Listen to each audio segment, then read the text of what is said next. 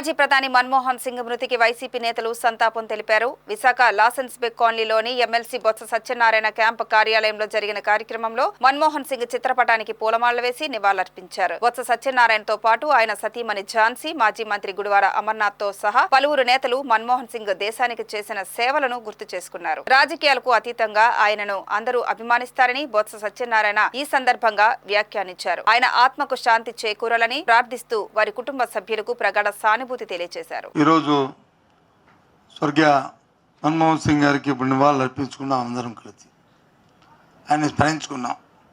ఒక మహోన్నత వ్యక్తిని ఈ దేశం కోల్పోయింది. ఇప్పుడే నాకంటే ముందు మాట్లాడిన మన అమర్ కానీ, రవీంద్రబాబు గారు కానీ, రవిబాబు గారు కానీ ఆయన చేసిన సంస్కరణలు కానీ, ఆయన చేసిన కృషి కానీ అన్నీ కూడా ఆయన చెప్పారు. ఈ దేశంలో ఎంతమంది ప్రధానులు చేసి చూసాం మనం. ఒక్కొక్కరు ఒక్కొక్క దాంట్లో యూనిక్ అయితే ఈయన అన్నిట్లోనూ ఒక రంగమా, రెండో ఒక రంగమా, అది ఆర్థిక రంగమా, వ్యవసాయ రంగమా, లేకపోతే ఇంకొక రంగమా అనేది కాకుండా దేశం యావత్తు ఏది అవసరమో, ప్రజలకు ఏది అవసరమో, ఆ రోజున్న 100 కోట్ల మందికి ఏది అవసరమో దాన్ని దృష్టిలో పెట్టుకుని ఆయన సంస్కరణలు చేశారు.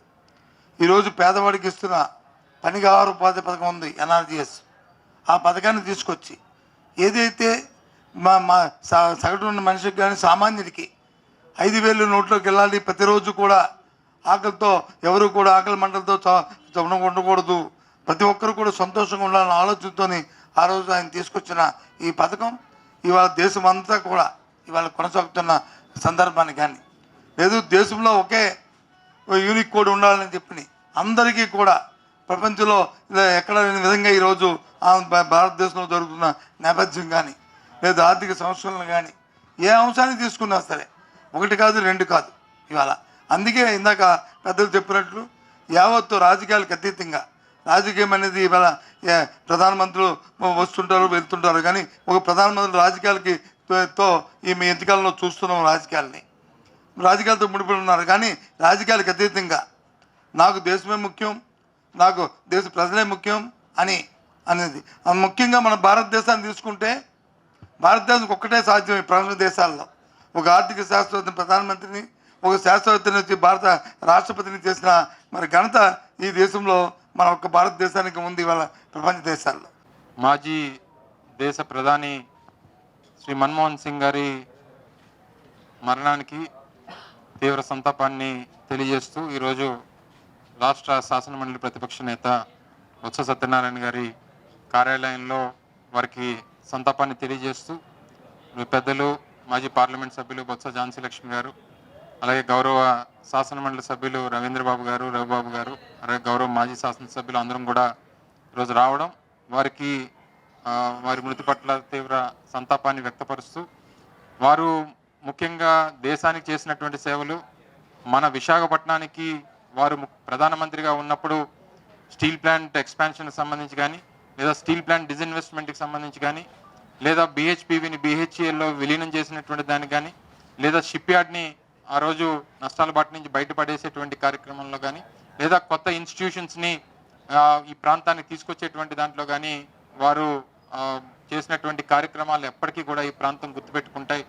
వారు ఏ పార్టీ అయినప్పటికీ ఆయన ఒక స్టేట్స్మెన్గా, ఒక పార్టీకి సంబంధించినటువంటి వ్యక్తిగా కాకుండా ఈ దేశానికి ఉన్నటువంటి కొంతమంది ముఖ్య వ్యక్తుల్లో ఎలాగైతే మనం సైన్స్లో అబ్దుల్ కలాం గారిని మనం కీర్తించుకుంటామో, అలాగే ఈరోజు ఎకనామిక్ రిఫార్మ్స్లో, దేశానికి ఫైనాన్షియల్ రిఫార్మ్స్లో వారు చేసినటువంటి నిర్ణయాలు ఈరోజు దేశాన్ని ఈ స్థాయిలో నిలబెట్టాయి. ఈరోజు ప్రపంచ దేశాలతో పోటీ పడేటువంటి దానికి ఈరోజు భారతదేశం ముందుందని అంటే కేవలం ఆ రోజు వారు ఫైనాన్స్ మినిస్టర్గా తీసుకున్నటువంటి నిర్ణయాలు, అలాగే వారు 10 సంవత్సరాలు ప్రధానమంత్రిగా చేసినటువంటి నిర్ణయాలు ఈరోజు దేశాన్ని ఈ స్థాయిలో పెట్టాయి అనేటువంటి దాంట్లో ఏ రకమైనటువంటి అనుమానం లేదు.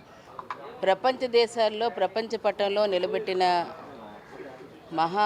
మహోన్నత వ్యక్తి, సంస్కరణకర్త, ఆర్థిక విప్లవానికి నాంది పలికిన పితామహులుగా గుర్తెరిగిన భారతమాత ముద్దుబిడ్డ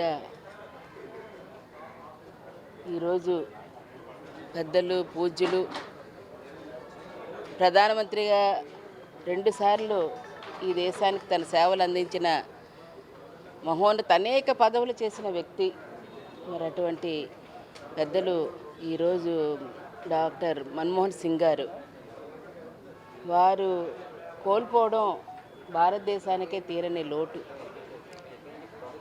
ఏదేమైనప్పటికీ కూడాను వారి తాలూకా సంస్కరణలు రానున్న ఈ దేశ భవిష్యత్తుకి నాంది పలికిన మహోన్నత వ్యక్తి అడుగుజాడల్లోనే ముందుకు వెళ్తుందనేది వాస్తవం.